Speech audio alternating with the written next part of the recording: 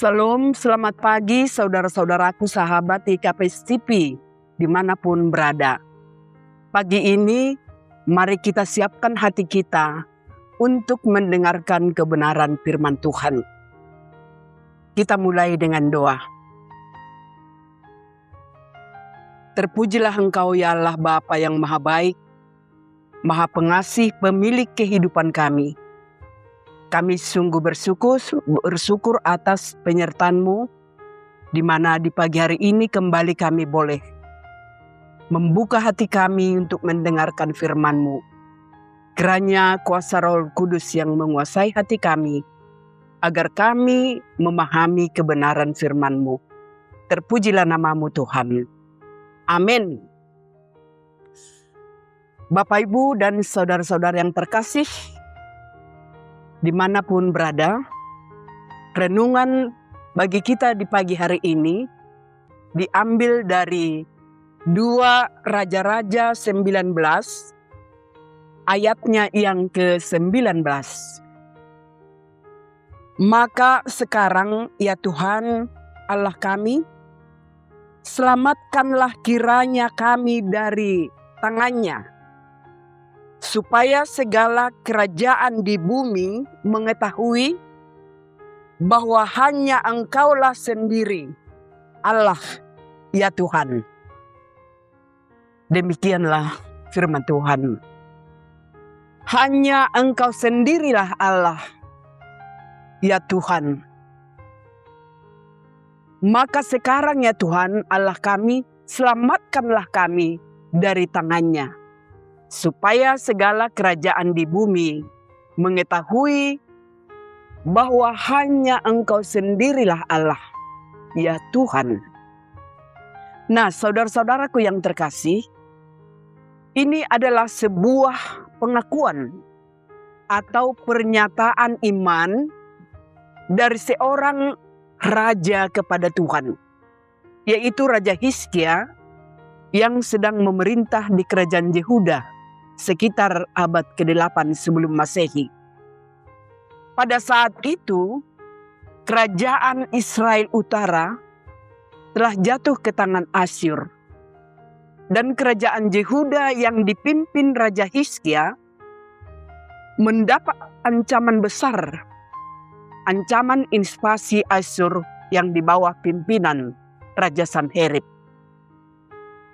Sanherib Raja Asyur, ia mengirim utusan untuk menantang dan mengancam keselamatan Yerusalem, bahkan merendahkan Tuhan yang disembah oleh orang Yehuda, dan mengklaim bahwa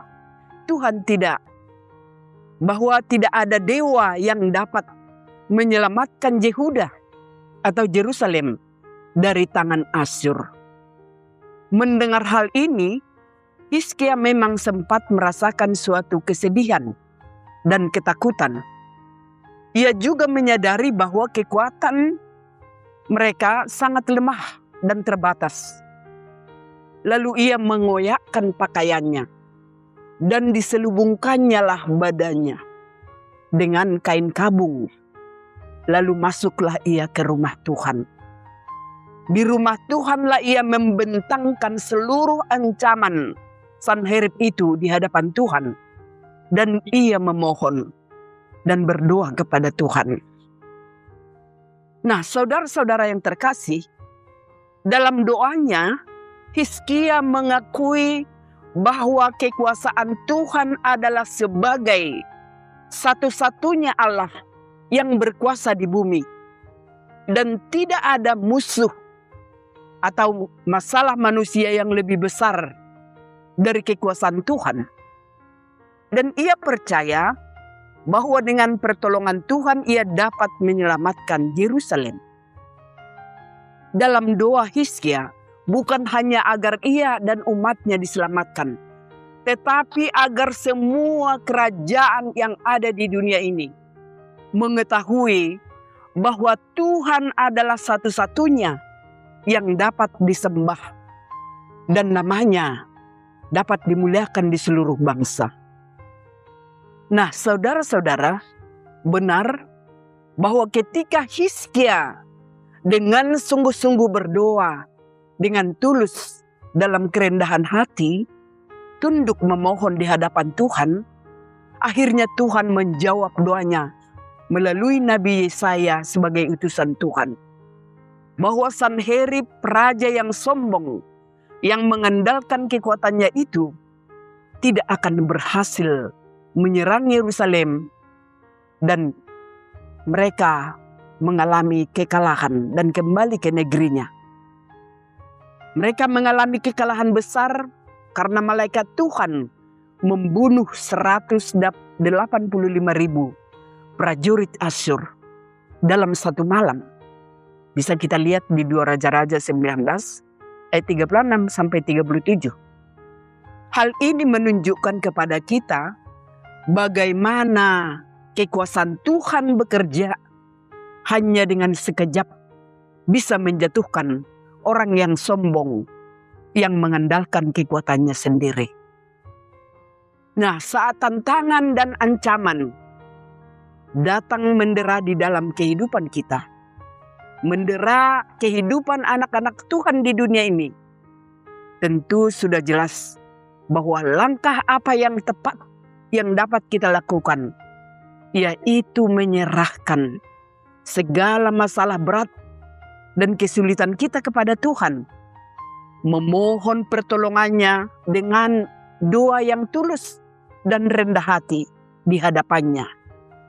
Tuhan selalu setia kepada janjinya, karena barang siapa yang menyerahkan segala persoalannya dan mengandalkan Tuhan, maka ia akan bertindak. Karena orang yang mengandalkan Tuhan, ia sama seperti dalam gambaran pohon ini. Pohon redwood di California bisa tumbuh sangat tinggi, menjulang ke langit. Pohon ini sering dihantam angin kencang, tetapi jarang sekali tumbang.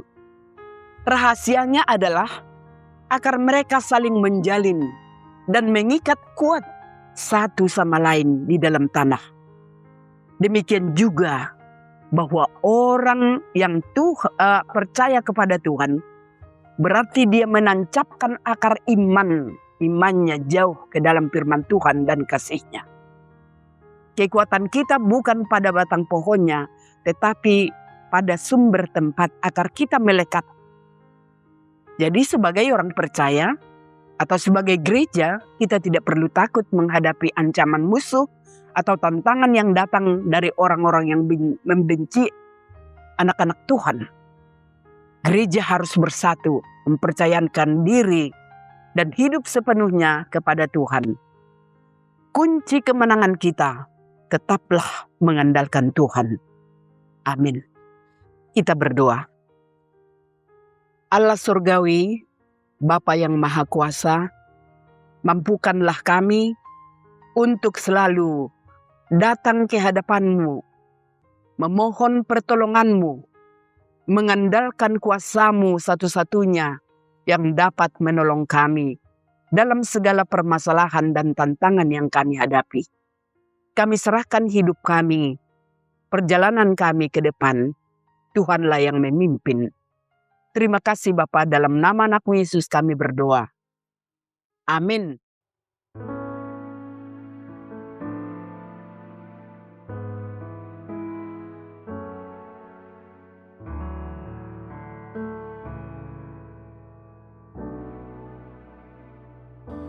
Above all powers, above all kings, above all nature and all created things, above all wisdom and all the ways of men.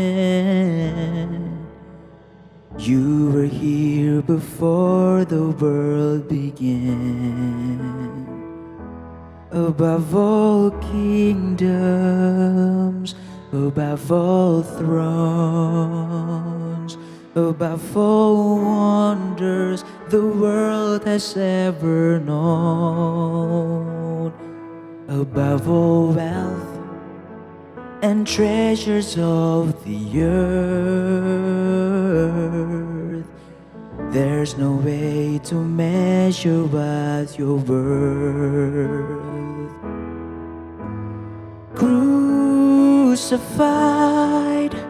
laid behind a stone, you live to die, rejected and alone, like a rose trampled on the ground. You took the fall and thought of me above all.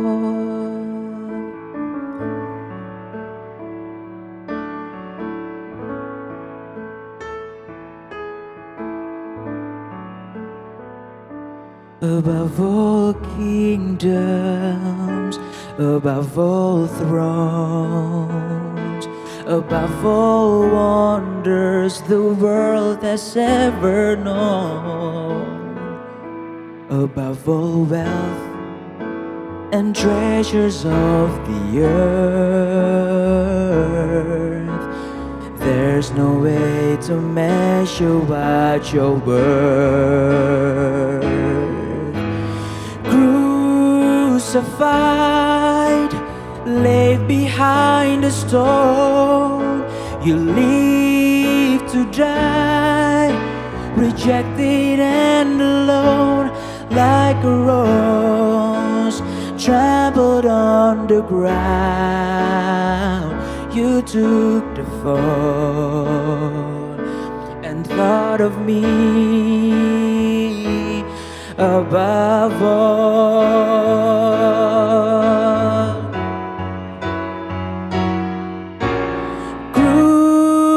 Crucified, laid behind a stone, you live to die, rejected and alone, like a rose trampled on the ground.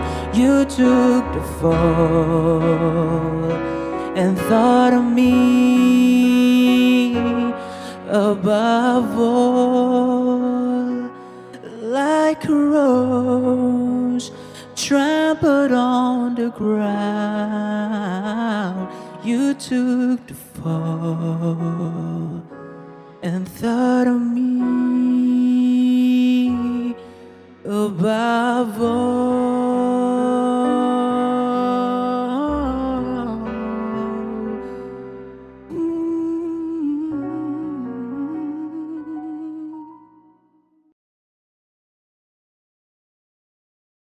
GKPS TV.